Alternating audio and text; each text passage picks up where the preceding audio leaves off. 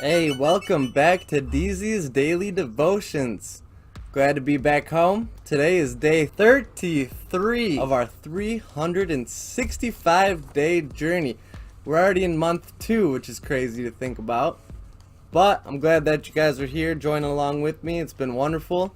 Before I get started, don't forget to like and comment and subscribe to this channel. So today, we're picking up where we left off in Exodus chapter 15, verse 19. And we're going to be stopping at chapter 17, verse 7. Let's go. When Pharaoh's horses, chariots, and charioteers rushed into the sea, the Lord brought the water crashing down on them. But the people of Israel had walked through the middle of the sea on dry ground. Then Miriam the prophet, Aaron's sister, took the tambourine and led all the women as they played their tambourines and danced. And Miriam sang this song: "Sing to the Lord, for he has triumphed gloriously.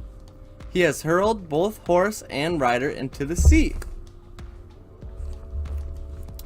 Bitter water at Marah. Then Moses led the people of Israel away from the Red Sea, and they moved onto the desert of Shur. They traveled into this desert for 3 days without finding any water. When they came into the oasis of Marah, the water was too bitter to drink, so they called the place Marah. The people complained and turned against Moses. What are we going to drink?" they demanded. So Moses cried out to the Lord for help, and the Lord showed him a piece of wood. Moses threw it into the water, and this made the water good to drink. It was there at Marah that the Lord had set before them the following decree as a standard to test their faithfulness to him. He said, "If you will listen carefully to the voice of the Lord your God, and do what is right in his sight, obeying his commands and keeping all his decrees, then I will not make you suffer any of the diseases I sent on the Egyptians, for I am the Lord who heals you."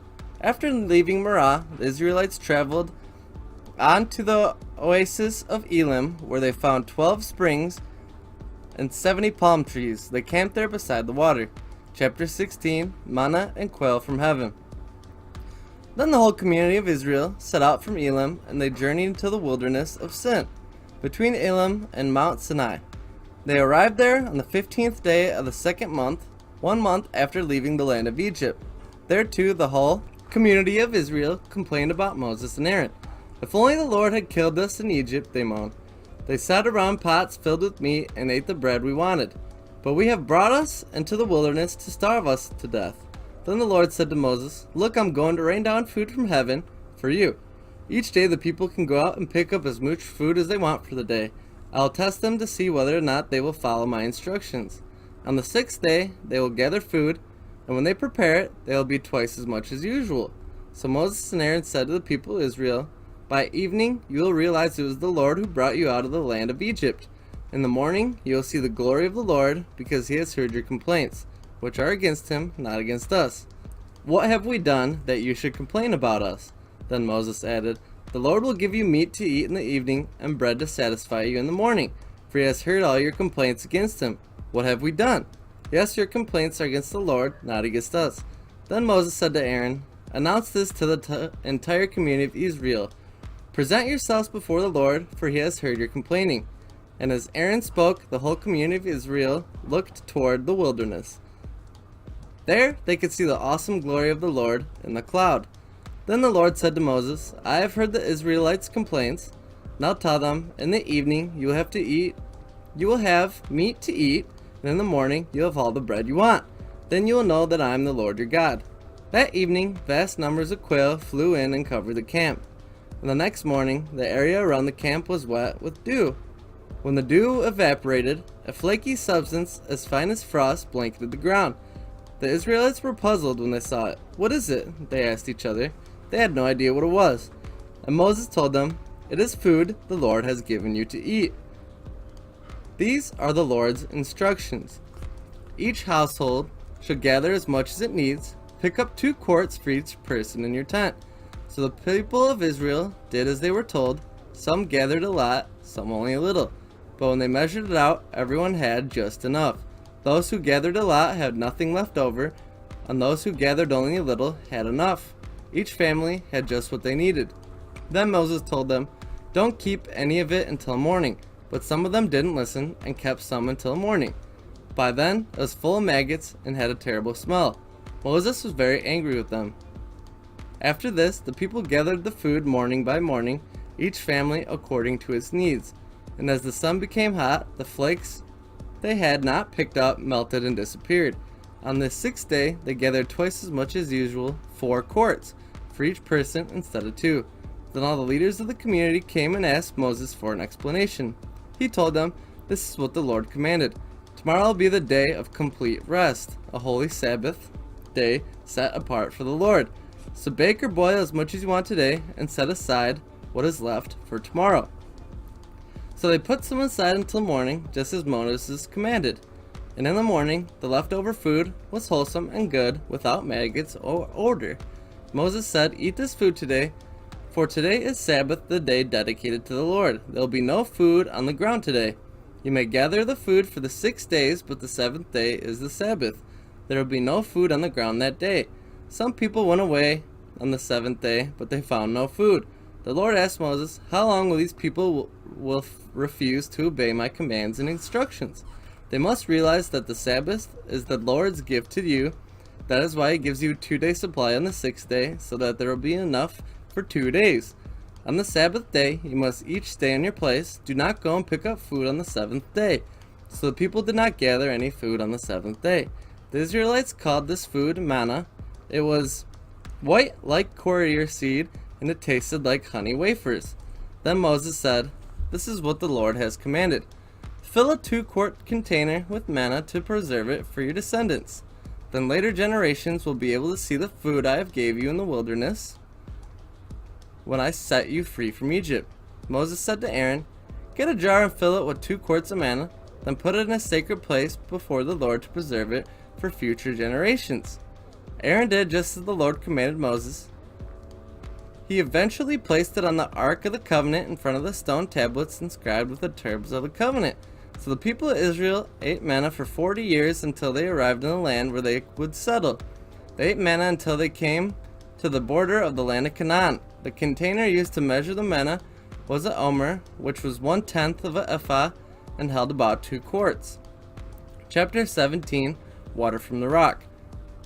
At the Lord's command, the whole community of Israel left the wilderness of Sin and moved to place. Eventually they camped at Rephidim, where there was no water for the people to drink. So once the people complained against Moses, "Give us water to drink," they demanded. "Quiet," Moses replied. "Why are you complaining against me? And why are you testing the Lord?" But tormented by thirst, they continued to argue with Moses. "Why did you bring us out of Egypt?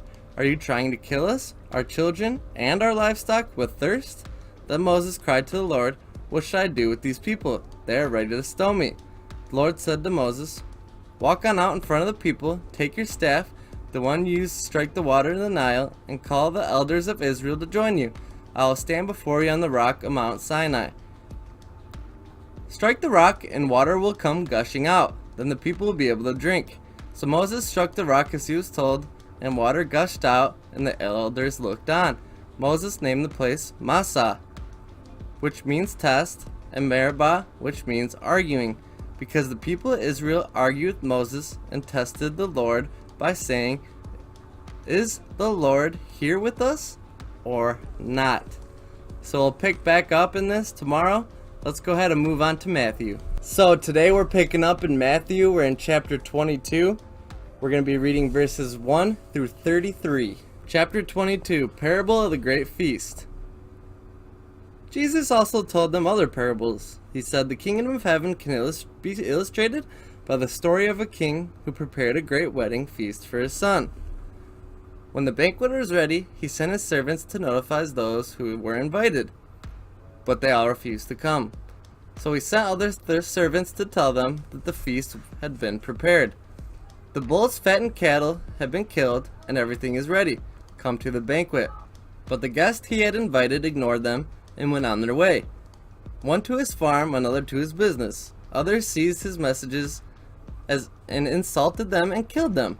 The king was furious, and he sent out his army to destroy the murderers and burn their town. And he said this to his servants, "The wedding feast is ready, and the guests I invited aren't worthy of the honor. Now go out to the street corners and invite everyone you see." So the servants brought in everyone they could find, good and bad alike, and the banquet hall was filled with guests. But when the king came in and met the guests, he noticed a man who wasn't wearing proper clothes for the wedding. "Friend," he asked, "how is it you are here without wedding clothes?" But the man had no reply. The king said to his aides, "Bind this man's hands and feet and throw him into the outer darkness, where he will be weeping and gnashing of the teeth. For many are called, but few are chosen. Taxes for Caesar." Then the Pharisees met together to plot how to trap Jesus into saying something for which he could be arrested. They sent some of their disciples, along with supporters of Herod, to meet him. "Teacher," they said, "we know how honest you are. You teach the way of God truthfully. You aren't partial and don't play favorites. Now tell us what you think about this. Is it right to pay taxes to Caesar or not?" But Jesus knew their evil motives. "You hypocrites," he said, "why are you trying to trap me? Here, show me the coin used for the tax." When they handed him a Roman coin, he asked, "Whose picture and title are stamped on it?" "Caesar's," they replied. "Well then," he said, "give Caesar what belongs to Caesar, and give God what belongs to God." His reply amazed them, and they went away. Discussion about resurrection. That same day, Jesus was approached by some Sadducees, religious leaders who say there is no resurrection from the dead. They posed this question. "Teacher," Moses said, "if a man dies without children, his brother should marry the widow and have a child who will carry on the brother's name. Well, suppose there are 7 brothers. The oldest one married and then died without children, so his brother married the widow, but the second brother also died, and the third brother married her. This continued with all 7 of them. Last of all, the woman also died. So tell us, whose wife will she be in the resurrection? For all 7 were married to her." Jesus replied, "Your mistake is that you don't know the scriptures, and you don't know the power of God. For when the dead rise, they will neither marry nor be given in marriage. In this respect, they will be like angels in heaven. But now, as to whether there will be resurrection of the dead, haven't you ever read about this in the scriptures? Long after Abraham, Isaac, and Jacob died, God said, 'I am the God of Abraham, the God of Isaac, and the God of Jacob.' So he is the God of the living, not the dead." When the crowds heard him, they were astounded by his teachings. So we're going to continue with this tomorrow. Let's go ahead and read our psalm for the day. We're picking up today in Psalm 27. We're going to be reading verses 1 through 6. "The Lord is my light and my salvation, so why should I be afraid? The Lord is my fortress, protecting me from danger, so why should I tremble? When evil people come to devour me, when my enemies and foes attack me, they will stumble and fall. Though a mighty army surrounds me, my heart will not be afraid. Even if I am attacked, I'll remain confident. The one thing I ask of the Lord, the thing I seek most, is to live in the house of the Lord all the days of my life, delighting in the Lord's perfections and meditating in his temple. For he will conceal me when their troubles come. He will hide me in his sanctuary. He will place me out of the reach on a high rock. Then I will hold my head high above my enemies who surround me. At his sanctuary I will offer sacrifices with shouts of joy, singing and praising the Lord with music." So we'll finish Psalm 27 tomorrow. Let's go ahead and finish it up today with our Proverbs. We're finishing today in Proverbs chapter 6. We're reading verses 20 to 26. "My son, obey your father's commands and don't neglect your mother's instructions. Keep their words always in your heart, tie them around your neck. When you walk, their counsel will lead you. When you sleep, they will protect you. When you wake, they will advise you. For their command is a lamp, and their instruction a light. Their corrective discipline is the way of life. It will keep you from an immoral woman, from the smooth tongue of a promiscuous woman. Don't lust for her beauty. Don't let her coy glances seduce you. For a prostitute will bring you to poverty, but sleeping with another man's wife will cost you your life." That has been day 33 of DZ's Daily Devotions. Man, this has been amazing to have you guys with me. Before you leave, don't forget to like, comment, subscribe to this channel. Hit that bell button for some notifications when my new videos come out. I got a lot of stuff in the works, a lot of stuff I'm working on. I'm trying to get one thing done at a time. You know how that goes. Thank you for supporting me at www.patreon.com/YoungNemo. If you haven't done that yet, I'll leave a link in the description so you can do that. And I'm glad you can even do that for me. I appreciate it so much. And I will catch you on day 34.